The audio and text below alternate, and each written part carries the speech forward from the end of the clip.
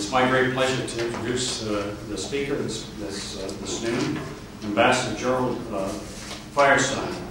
And he was sworn in as the U.S. Ambassador to Yemen in September 17th of 2010. And prior to that, he served as Deputy Chief of Mission in Islamabad, Pakistan. And I believe if you've received the notice of this meeting, you'll know the rest of the details. And I don't want to end up with no audience and a speaker. So, Ambassador, Mr. Ambassador, please come and join us. We're delighted to have you here. Welcome to Minnesota.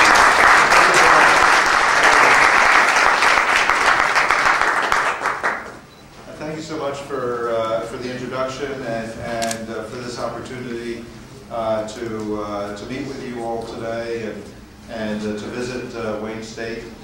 It's beautiful. I haven't seen very much snow recently, so it's a bit of a change, but I do appreciate it. And appreciate all of you coming out today to talk a little bit. I thought what I do is make some informal comments for a bit, and then I'm happy to try to respond to any questions or comments that you might have.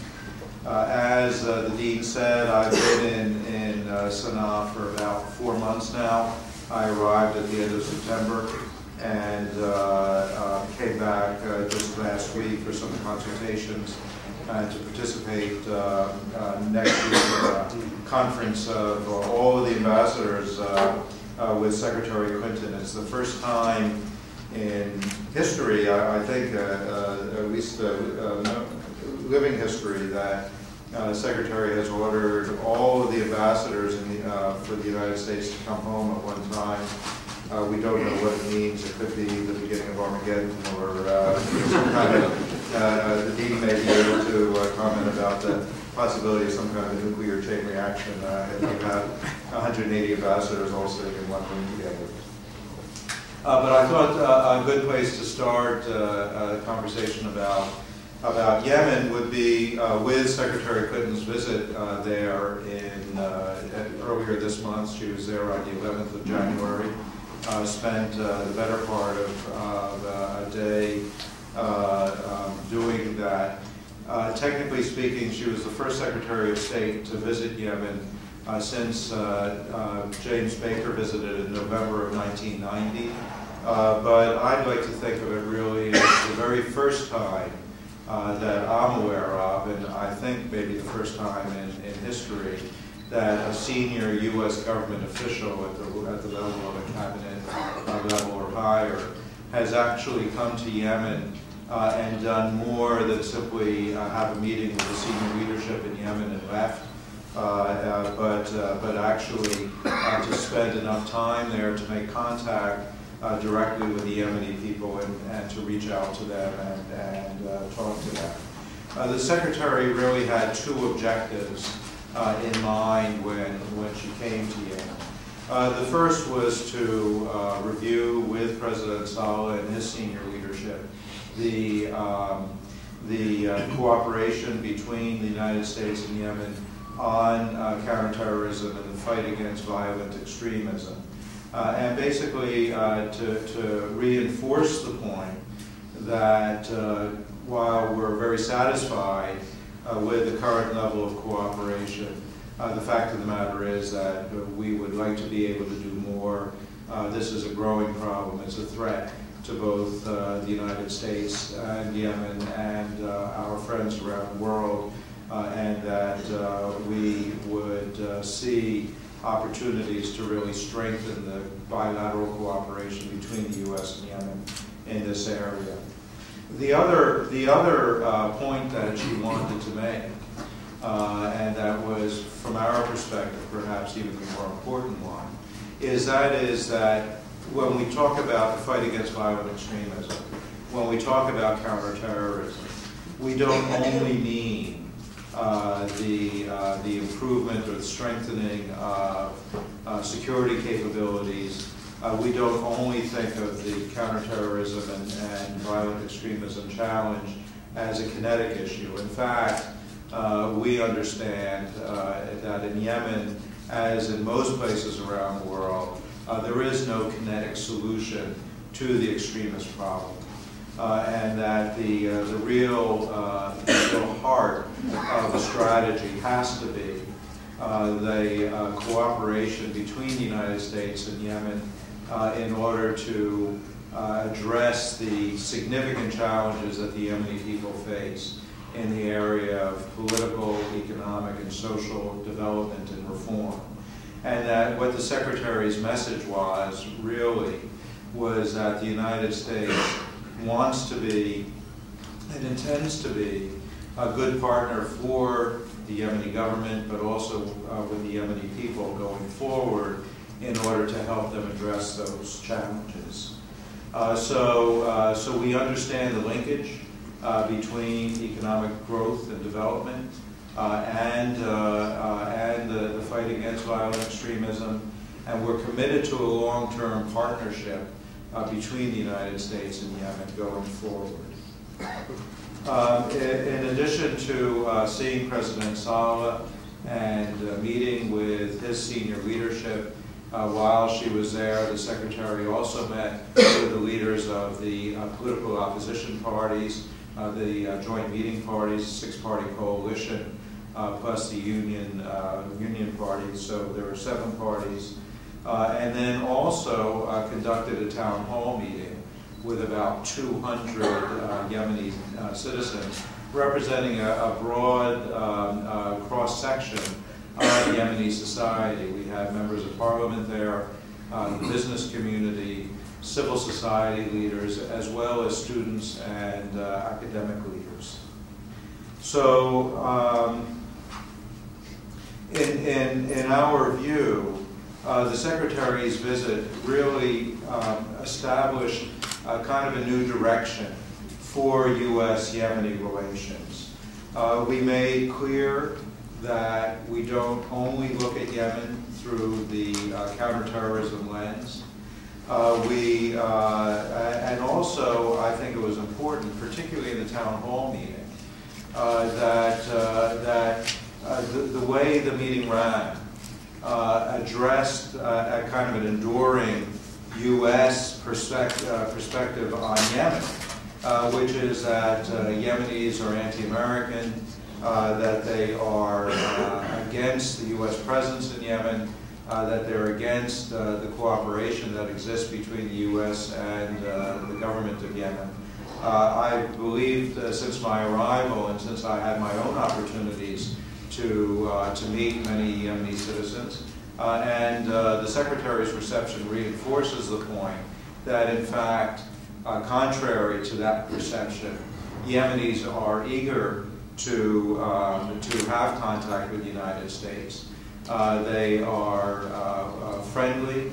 They are interested in a deepening relationship with the United States, and that they would like very much for the U.S. to be a partner to them in addressing these challenges that they confront. And the one thing that Yemenis don't like is the idea that the United States only looks at Yemen as a source of terrorism, of extremism, of threat. But what they want is to know that the United States has a broad understanding of their issues, and that we intend to be a good partner. The Secretary's visit, as you know, I mean, couldn't have been more perfectly timed because she was in Sana'a on Tuesday. On Friday, President Ben Ali left Tunisia in a hurry. And so it was a good opportunity to juxtapose the developments in Yemen with what was unfolding at that time in Tunisia. The Secretary's visit, as I said, really kind of served as a cap, an umbrella, if you would, for what has been an ongoing shift in the United States approach to Yemen. That's really been going on for a while. It has accelerated since I got there, and hopefully will continue as we go into the future. And that is, again, the redefinition of the relationship and the demonstration that the United States is committed to helping the Yemeni people address the issues that are of greatest concern to them. At this particular moment, I think in our view, the most immediate challenge is the challenge of the political environment and trying to promote agreement and reconciliation between the governing General People's Congress and the opposition joint meetings parties to reconcile and to reach an agreement about the framework for going forward in later this spring on parliamentary elections. So, despite the agreement that the two sides reached in February 2009 and then revalidated in July of 2010, that they would negotiate the issues that were on the table regarding election reforms and constitutional amendments. The fact is that the two sides were deadlocked and that the talks more or less stalled as of the late fall in 2010. And so what we have been trying to do as the United States since then has been to meet frequently with both sides, with the negotiators for both the GPC and the JMD, to encourage them to continue their discussions, to address their issues, and really to underline what, from our perspective as an outside observer, seemed pretty clear, and that is that the differences between the two sides were not great. They were by no means irreconcilable, unbridgeable. In fact, we thought that the basis for an agreement was there. So what we've done is to emphasize on the positive side what our position is as the U.S. government, as a friend of Yemen, and as a supporter of the development of democratic institutions in Yemen.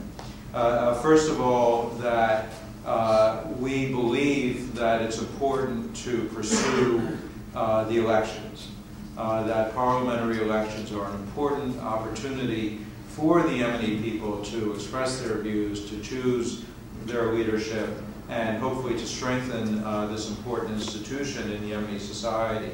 But having said that, it's got to be an election that's seen by both the Yemeni people and the international community as legitimate and credible.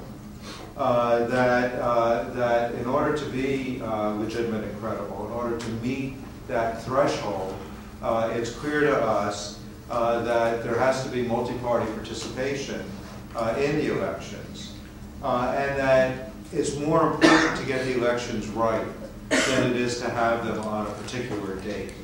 And that in particular, we've been most concerned by the issue of the voter registration list. And that is a decision that was made in the Parliament's consideration of election law reforms, that in order to meet the date that had been set for the elections, they would not be able to update the voter registration list that had last been formed in 2008. So if you look at 3 years of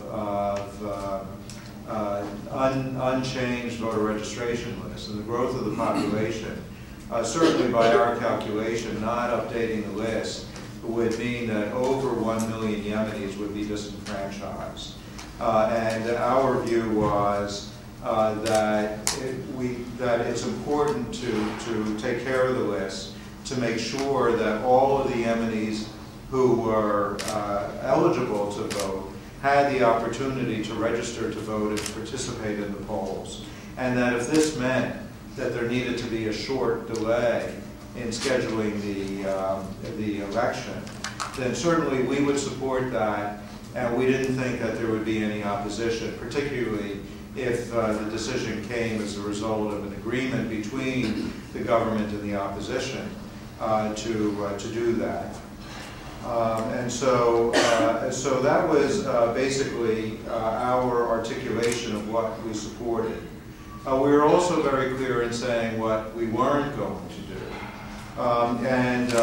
The first point on that is that we were clear that we weren't going to get involved in refereeing the negotiation. We weren't going to call balls and strikes. We weren't going to say whether we thought that a particular reform or a particular amendment was a good thing or a bad thing.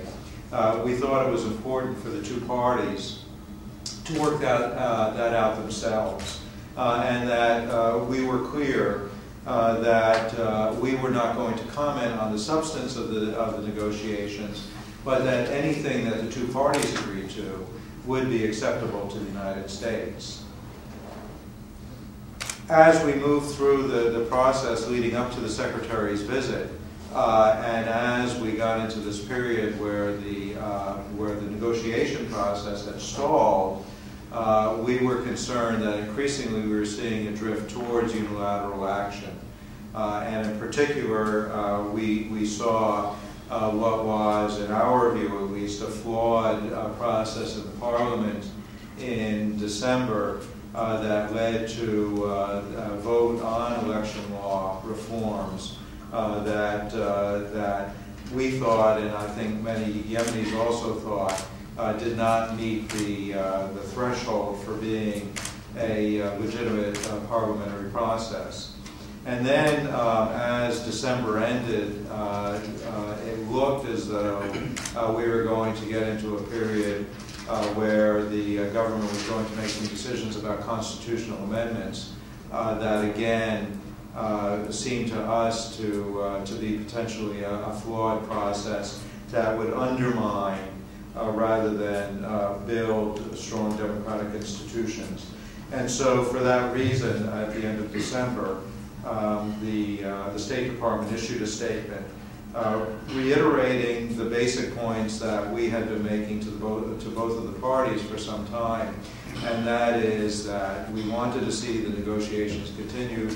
We wanted to see the elections take place on the basis of an agreement between the two sides, and that it was important as we move forward to have the two sides respect their commitments and also the rules that they had established for themselves. Since that time, and since, in particular, since the Secretary's visit, we have seen a re-emphasis in Yemen on the negotiating process. We're certainly not there yet. We don't have an agreement yet. And yet we remain optimistic that an agreement is achievable if the two sides commit themselves to establishing it.